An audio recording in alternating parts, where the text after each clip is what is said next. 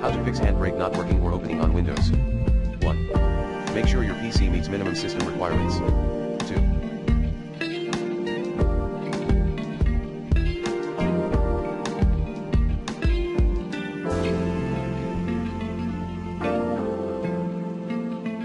Run handbrake as administrator. Like this. 3.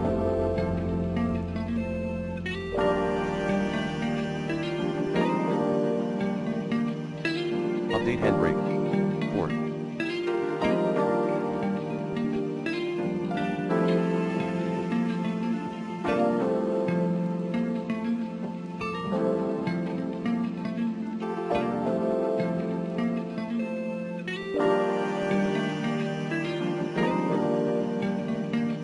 Install the latest version of the Microsoft .NET framework. 5. Delete handbrake configuration data and presets.